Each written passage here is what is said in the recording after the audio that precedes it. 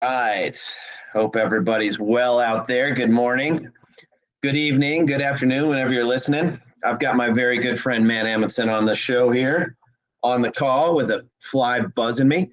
So Matt's a very good friend of mine. We've been doing deals for many years together. We've done apartment deals together, flips. He's also on the investor relations team at Property Llama Capital with me. Longtime friend, super smart guy. Matt, hope you're well. How you doing, man? I'm doing great, man. Good to be with you this morning. Yeah. All right. Well, let's just tear into it, dude. I mean, this is something that I haven't said in a long time, and it's certainly not written in stone, but it might just be cheaper to rent now than it is to own. Check out this article from, let's see, what is it, money.com. So they're talking about renting is cheaper than buying a home in most, than in most U.S. cities right now. Just 95% of 222 counties, yeah. Yeah, that's crazy. I mean, when you're talking about mortgage rates and the price of housing, I haven't seen this before. Have you? It's happened in the past. It will happen from time to time, but right now with this current interest rate market that we're in, above 7%, this is very likely. You've had rents falling in certain places. That's also contributed to it. Yeah, it's just, the appreciation of homes over the past many years, combined with the high interest rate environment we're in right now, you can find places to rent for cheaper than you can buy them for. Yeah, and that's calculated on a monthly basis, right? I mean, we're talking monthly payments. What I don't think this article talks about, or it covers a little down, briefly, is the other benefits to owning real estate, right? So it's not only monthly payment, right? You're also, again, this isn't tax advice, but generally you're writing off mortgage interest, right? You're taking depreciation. You're realizing the appreciation of a property, right? If you're renting, you got no skin in the game. You're not realizing any appreciation. And what I always say, even in moments like this where the market is what it is, listen, you're paying a mortgage whether you like to or not, right? You're either paying your own mortgage or you're paying your landlord's mortgage. It's really as simple as that. What do you think? Oh, absolutely. I mean, I remember explaining that one to my children, like they're asking, like, why do we own these rental properties? How does that work? And it's just explaining that somebody else is paying for that debt. Somebody else is servicing that debt. And then some, because like that's the argument I've heard a lot of people talk about with renting is, oh, well, now I don't have to take care of the repairs. The landlord takes care of that. And it's just like, well, yeah, but you are paying for all of those repairs too. You just don't realize it because it's averaged out into your monthly rental payment, right? But those of us who own rental property, we're not just covering the pity payment, principal, interest, tax, and insurance. There's extra cash flow above and beyond that for that property to be able to take care of the repairs that need to be made, a furnace, or somebody drives a car through a fence, which I just had happen last year. Those different things, the tenant is still paying for those. It's just hidden and it's wrapped up in their monthly rent payment, and they don't realize that they're making those payments as well. That is exactly right. Yeah, if the furnace goes out, are they stroking a $3,000 check? No. But they've been stroking $3,000 checks every month for the last 2 years, and that is built in terms of the expense required that's covered by the ownership. So you're exactly right. I mean, you're paying for it whether you like it or not. Yeah. And you're talking about that long-term benefit of building equity. I mean, those charts are pretty extreme. The amount of net worth that a renter has versus the average homeowner over time, it's a stark difference. Renters typically have like a net worth of like at or below $50,000, and homeowners will have net worths in the hundreds of thousands of dollars. So that long-term play, that is huge, and that's obviously not reflected in this article. So it's just looking at a monthly nut, what's cheaper right now. Yeah, that's exactly right. And they touch on it a bit at the bottom here, right? It's the bottom line is it's complicated. It's more complicated than it seems. Each option comes with its benefits and drawbacks, and those factors will very likely be determined by the housing market in your local area, but they're also determined by you, right? Your personal scenario, do you have a family? Do you want to stay put? If you're moving every 3 months, then yeah, maybe buying a primary residence is not in your best interest, right? But it's more complicated than simply, oh, I can pay, $2,500 a month or $3,000 a month for a 3-bed, 2-bath, and my mortgage payment is $3,100 a month. Therefore, it's cheaper to rent than buy. That's not the full picture, right? You've got to take those tax advantages in mind. You got to take your equity position in mind. You got to take your appreciation, your depreciation, right? And of course, you confirm all that with your CPAs. We're not offering tax advice here, but yeah, it goes certainly deeper than this article. It's a good article. It's a decent article. Money.com's, they're pretty good at what they do. But yeah, I'm with you, Matt. I mean, it's not as surface level as it may seem. So we're on the same page there. Hey, change gears here, Matt. I always like to ask about a deal, right? And we always have a deal story because you and I have been investors for many, many years, real estate investors for many, many years. Yep. Give us a story, big boy. Oh, well, I got a fun one for you. So I recently have been shifting into passive investments, out selling some active rentals that I've owned for years. So this was a fun one. This is a first. So I had one of my properties, got the tenant out, got it fixed up, got it listed, got it sold. And of course, I'm representing myself on the sale with my broker license. So I'm the broker representing my LLC selling this asset. So we get through, and this property needed $45,000 worth of renovation. It was in pretty rough shape. Had a tenant in there for 9 years, and I had kind of done some deferred maintenance, waiting for the property to pay for some of these things itself, right? So we do tons of renovation. My contractor is in that property every day for 30 days, right? We get done with that. We get the property listed. We get a buyer. They do their inspection. We get through all of these phases, all of these steps, right? They close on the property. I get a call a day or two later from that buyer's agent saying, hey, when was the last time you were in that property?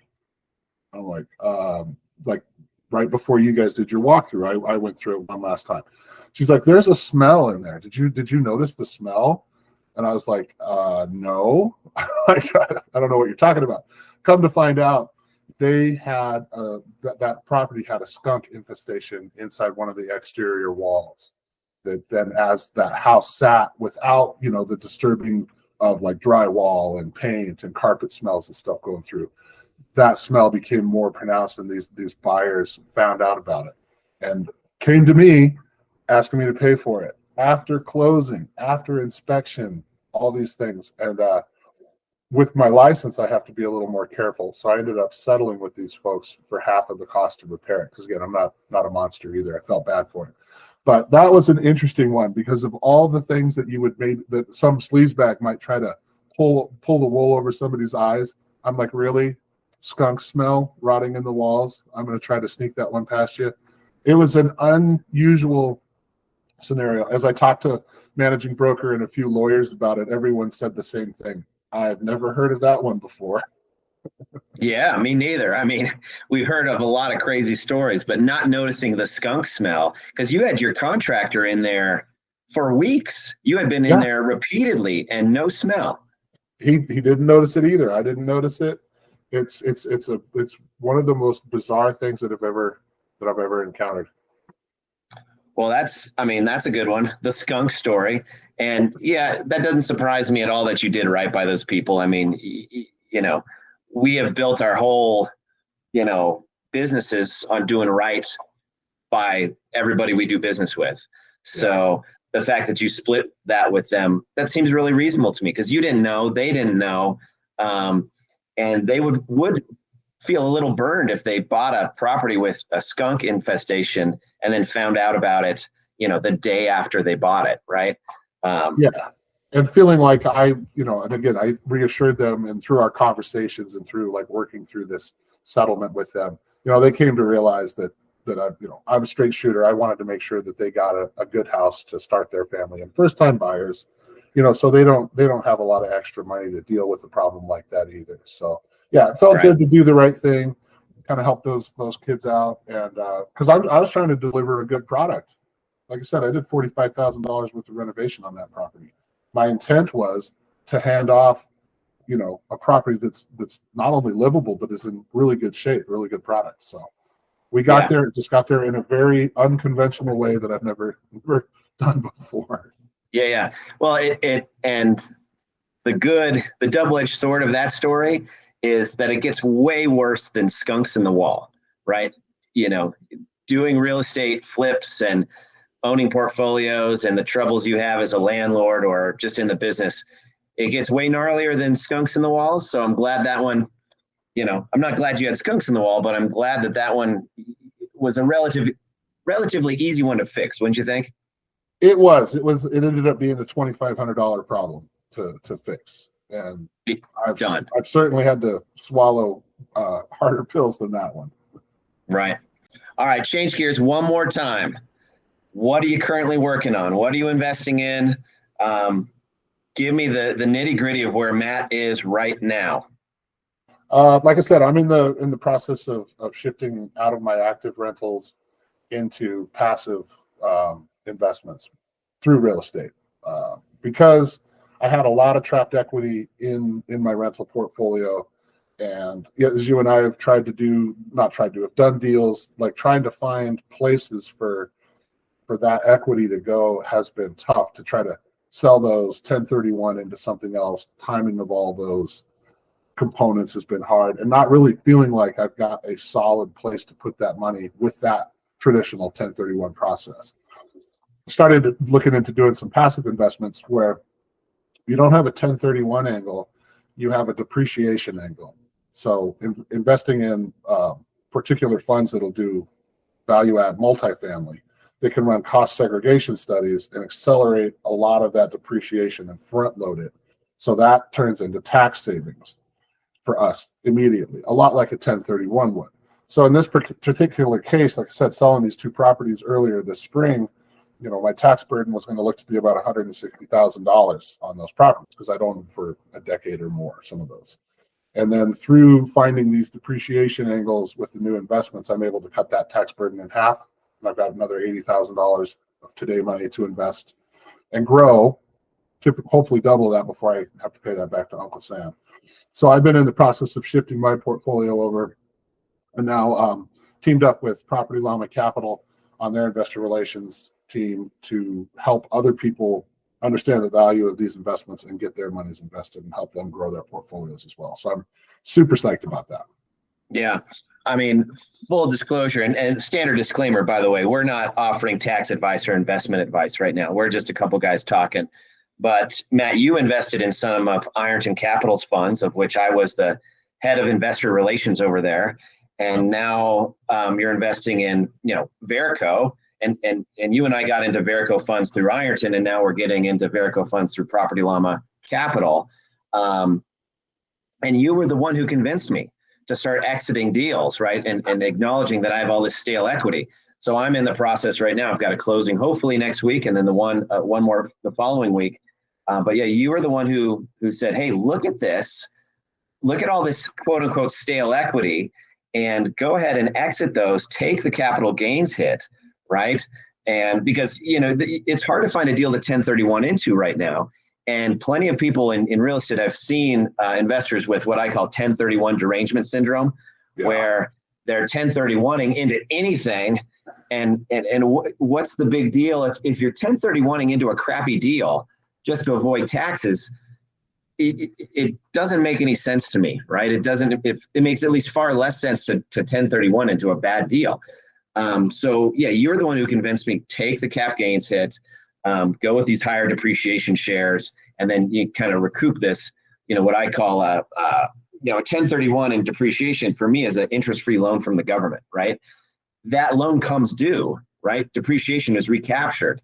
1031, a 1031 is just pushing the tax can down the road, kicking the can down the road.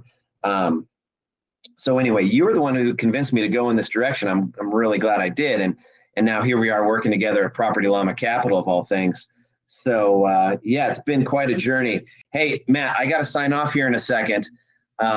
I like to end this with, what are you grateful for, man? I mean, this is, we've had an amazing ride, and you and I met well over 10 years ago when you played one of my big band compositions in that jazz orchestra thing. And now we've done deals together for many years. I've lent you money as a lender. We've partnered. Now we're investor relation representatives with Property Llama Capital. I'm just grateful for you in particular, that you've been a great friend and taught me a lot, and we've done a lot of fun stuff together. I always like to end the show with some gratitude. So what you got? I'm going to have to say I'm grateful for the Property Llama Capital team bringing me on.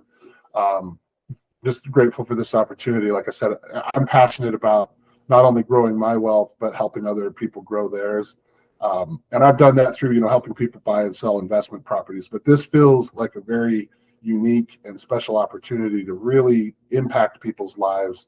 And I'm grateful for that. Yeah, and it's cool because it's exactly what you're doing. It's exactly what I'm doing, right? We're putting our money into these same deals that we're representing as investor relation reps, right? And we've been through the ups and downs of buy and hold flips, for over a decade. So now we get to, share that through these funds, which is, it's really cool. And I'm quite grateful for that Property Llama crew as well. So, all right, it's like that, man. Thanks for joining me. Have a great day, brother. Hey, thanks, Chris. Talk to you soon. Take care.